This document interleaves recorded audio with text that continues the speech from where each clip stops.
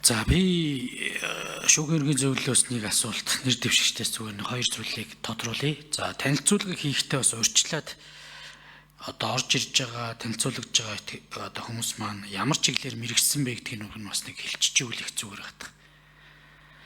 Тэгэхээр би шүүгэргийн зөвлөлөөс улсын дэд шүүгдэх за ерөнхийдөө шүүгч нарын одоо судалгааны чиглэл ажлын бэкграундаас аваад үзэхэд аль салбар эрх зүгээр мэрэгсэн хүмүүс ер нь одоо хэдэн өвтэй байна вэ? Шалгалт авахдаа одоо тодорхой салбар эрх зүгээр заачаад шалгалтанд тэнцсэний дараа өөр танхим руу шилжүүлчихдэг ийм зүйлүүд ингэ байдаг гэд гадуур бас яригдаад байна. Тэгэхээр одоо хоёр нэр дэвшигч маань зүгээр улсын дээд шүүгдэл гэж байгаа болохоос биш.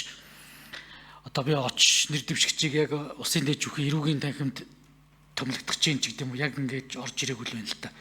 Тэгэхээр энэ шалгалтуудыг авж байгаа агуулга цар хүрээг юу нь яаж тодорхойлж байна? За орон гарсан гэдэг юм уу захиргааны чиглэлийн эрүүгийн чиглэлийн нэр дэвшигч шаардлагатай байна гэдэг үднээс нь одоо энэ агуулгыг тодорхойлоод байна уу? Эсвэл ерөөхдөө аль ч салбар эрх зүйг одоо бас хэрэглэх чадвартай байх ёстой гэж үзэж энэ шалгалтуудыг авт юм уу? Шүүгэргийн зөвлөл зүгээр олон нийтэд бас нэг энэ мэдээллийг өгчөөч нэгдүгээрт. За хоёрдугаарт яг зүгээр нэр дэвшигчдийн хувьд бол зарим нь бол одоо жич ажлын хэсгүүд дээр хууль боловсруулах ажлын хэсгүүд дээр харж ирсэн мэдчихсэн хүмүүс л байна л да. Тэгэхээр энэ хууль хэрэглээний нэгдмэл байдлыг хангахад ер нь шүүхийн оролцоо чиг үүрэг ач холбогдлыг нэр дэвшигчд маань юу гэж боддог вэ? За дээрэс нь яг сүүлийн үед бас бид эдийн бас нэг ахиулах гэдэг жишээ нь эрүүгийн процесс дээр хэрэг шүүхээс буцдаггүй байх. Тэнд нь одоо нэг бол цагаатах дээр нэг бол одоо хавц тэргийн хүрээнд нотлох баримтыг одоо хүрээнд яг л одоо гин буруудан тохирсон ял хариуцлын хүлээлгдэг байх. Энэ бодол дээр жишээ нь одоо нэр дэвшигч маань юу гэж бодож байна? Оч нэр дэвшигчүүд эрүүгийн чиглэлээр мэрэгсэн үнэвд. Тэхгүйгээр буцаадаг заавал нэг ийм жижиг шүүхөөрөө мөрдөн байцаах чиг үүрэгтэй оролцоод байдаг ийм хандлагууд оролцох бодолтой ийм саналууд ингээд өгöd байх юм. Та 90% хүнийхээ хувьд юу гэж боддог вэ? За золзоо нэр дэвшигчийн хувьд би зүгээр л асууя. Иргэний процесс дээр бас жоохон иргэд бол жоохон бохимдолтой ханддаг, хэрэг маргаан шийдэгдэхгүй байна, шийдвэр гүйцэтгэл явахгүй байна. Энийг та бас нэг яг нэг 5 одоо поинтоор гэдэг юм уу? Яг ийм 5 шалтгаанаас гэж байгаамаа гэд маш цомхон байдлаар өөрийнхөө бас ихтгэл үнэмшлэр нэг хариулж өгөөч. Юуг сайжруулах болох вэ? Жишээ нь одоо яг иргэний шүүхтэр шүүхийн шийдвэр гүйцэтгэлийг шүүх эрх мэдлийн байгууллага байх ёстой гэж та одоо бас боддог уу? Эсвэл энэ class action буюу тодорхой ийм шүүхийн хялбарчуулсан гэдэг юм уу? За мөнгөн цэцэг дарга шүүх ерхий зөвлөлийн дарга 4 номерын микрофон. За баярлалаа сайн зураг гишүүний асуултанд хариулъя. За улсын дэд шүүхт одоо нийт томилгоотой 23 шүүгч бол байна.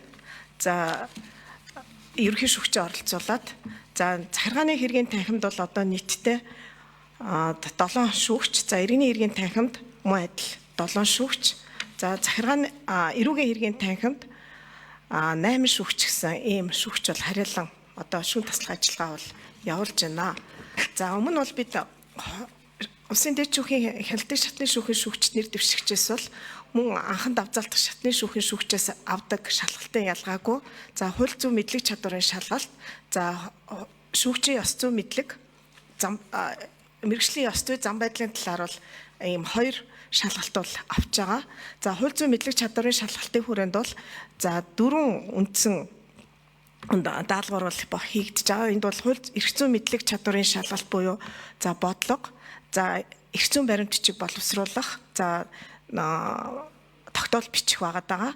За мөн түүнчлэн за дүн шинжилгээ хийх буюу за анхан болон давзаалтах шатны шүүхийн шийдвэрийг санамсаргүй аргаар унгааж агаад за үүнд бол заавал дүн шинжилгээ хийгдэг байгаа. За мөн түүнчлэн дөрөвдөх шалгалт нь буюу үндсэн хуулийн энэ бодлого бодох гэсэн ийм 4 чиглэлээр бол за нэр дэвшигчийн одоо хууль зүйн мэдлэг чадварыг бол үнэлж байгаа. Хоёрт шүүгчийн ёс зүйн мэдлэг чадвар за хандлагын талаар бол За нэг бол 14 шалгуур үзүүлэлтээр буюу за 9 шалгуур үзүүлэлтийг бол бид нар шинжээчийн боловсруулсан асуултын дагуу асууж үлдсэн 5 асуултыг бол за тухайн нэр дэвшигчтэй холбоотой за илтгэгч гишүүний тайланд дүгнэлт болон бусад байгууллага юунаас их сурвалжт үндэслээд бол за тэр 5 үзүүлэлтийг бол дүгнэдэг байгаа. За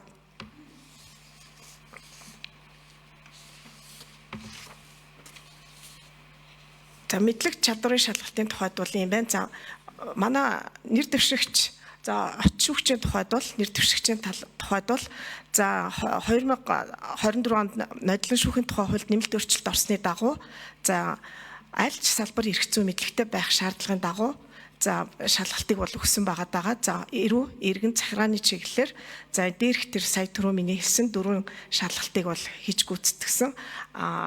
Золзын нэр дэвшигчийн тухайд болохоор за дээчүүхээс ирүүлсэн захиалгын дагуу иргэний чиглэлээр мэргэжсэн за ийм нэр дэвшигчийг бид нар сонгон шалгаруулах байсан.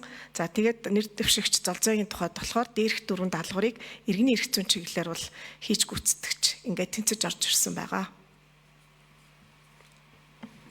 За 5 намрын микрофон очиж шүүгч хариулъя.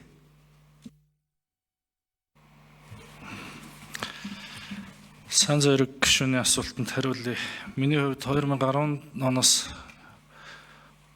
Монгол Улсын шүүхэд хэрэгжиж байгаа энэ шүүгч сургагч багш бэлтгэх хөтөлбөрт хамрагдаж эрүүгийн эрх зүйн чиглэлээр мэрэгшиж шүүгч нарт хичээл заах сургалт орох юм мэрэгшиж байгаа. За энэ хугацаанд хүн худалдаалах гэмт хэрэг, эдийн засгийн гэмт хэрэг, за хууль бус уулуурхай хүрээлэн байгаа орчны эсрэг гэмт хэргийн чиглэлүүдээр тусгайлан сэдв гарын авлага бэлтгэж сургалт орсон.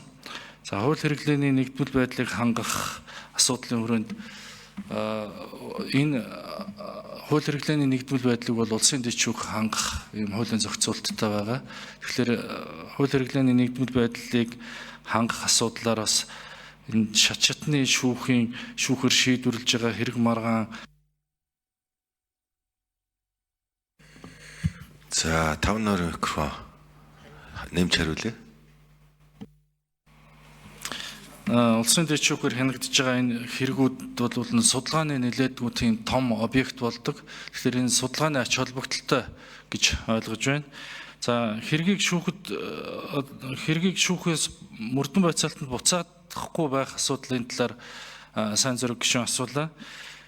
Энэ асуудал бол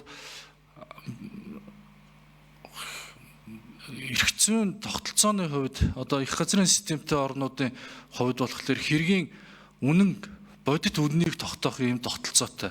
Манай улс бол их газрын эрх зүйн системтэй жишгийн эрх зүйн системгүй учраас энэ хэргийн бодит үннийг тогтоох юм тогтолцоо байгаа. Тэгэхээр энэ тогтолцооны хувьд тогтолцооноос шалтгаалаад эрх зүйн хувьд ийм өөр байр суурь хуулийн зохицуултууд гараад байгаа. За мөрдөн байцаалтын шатанд прокуророос шилжүүлсэн хэрэг одоо За 6 намрын микрофон золзой шүүгч хариулъя. За сайн зориг гишүүний асуултанд бол хариулъя. За иргэний хэрэг шүүхэд хянан шийдвэрлэх тухай хууль нь 2002 онд бол батлагдсан, зүүн тооны бол өөрчлөлт орж исэн. За тэрнээс биш бол өнгөрсөн жил бол тэрийн өмнөх жил бол тусгаалсан журмын бол өөрчлөлт орсон. Тэрнээс бол өөр нэг гол өөрчлөлтүүдийг оруулаагүй. Одоо ер нь бол энэ хуулийг бол шинжилэн бол шаардлагатай гэж үздэг. Хэд бол ажлын хэсэг бол байгуулагдажсэн. Гэхдээ энэ хууль маань өөрөө төдийлөн одоо хүртэл бол өөрчлөгдөж байгааг байгаа. За товчхон хэлэхгүй бол нөгөө цаг нь бага байгаа учраас за нэхэмжлэг хүлээж авахын ажиллагаанд бол сааттай байсан. За энийг бол бухимдлыг бол төрүүлж исэн. За энэ бол одоохондоо бага хэмжээгээр бол арилсан гэж үзэж байгаа. Тусгаалсан журмаар хэрэг ян шийдвэрлэх ажиллагаатай холбоотой хотын 6 дүүргийн хүрээнд хялбар хэргийн бол шүүх бол ажиллаж эхэлж байгаа. Үүнтэй холбоотой 6 одоо энэ ачааллэгтэй 6 дүүргийн хүрээнд болохоор хэргийн ачаал бол буурах магадлалтай байгаа учраас бол одоо энэ хөшөөгч нараас бол хэрэгээ нэхэмжлэг хүлээн авахаас татгалзах энэ ажиллагаа бол багасах байх гэж бодож байгаа. За юу шинжлэх хүрээнд бол юу хэрэгтэй вэ? Урьдчилсан шүүх хуралдаан бол хэрэгтэй байгаа даа. За хэрэг ханан шийдвэрлэлийн иргэний эрх шүүх. За сайн зэрэг гишүүн тодруулсан. За нөгөө цаг багтаад жоохон хариултууд нэг таслагдаад явчих шиг боллоо. За яг би бас чуулган дээр бас яг энэ асуултаа л асууя гэж бодож байна. Тэгээд Монгол Улсын ерөнхийлөгчийн зорилго бол аль нэг танхимд хуваарлдаггүй шиг санаж байна. Зүгээр улсын дэжүүхийн шүүгчээр томсгоо гэж гарах бах. Тэгэхээр одоо ингээд магадгүй зүгээр шинэ очуугч бол одоо захиргаа юм уу иргэнлүүл орж ажиллах юм бол би зүгээр мэдэхгүй байна л да зүгээр. Ерөн зүгээр эрүүгээрээ сурлаад явлаа гэхэд энэ мэтгэлцээний үндсэн дээр энэ хавц цэргийн хүрээнд цугларсан нотлох өрөндийн хүрээнд л хэргийн бодитуунийг тогтоодог энэ зарчмаа дээж өгөхийн шүүгч бол баримталж ажиллаарай. Түүнээс биш нэг л юм дутуу байна гэд нэг ялалчих гад нэг л юм дутуу байна гэд ингээд хэргийг буцаадаг энэ хандлагыг одоо бас анхаарч өгөөч. Ер нь ингээд шүүгчнэр л одоо энийг зөв бас бодож хэрэгжүүлж ижил энэ асуудлууд зэгцрэх баг. За яг золзооны шүүгчийг бол би мэднэлтэй зүгээр энэ иргэн чиглэлээр нийлээ ажиллаж исэн. Тэгээ би бас ерөн зүгээр энэ процессын эрхцүүд алдаа бас За уян гişиг гишүүн асуултаа асууя.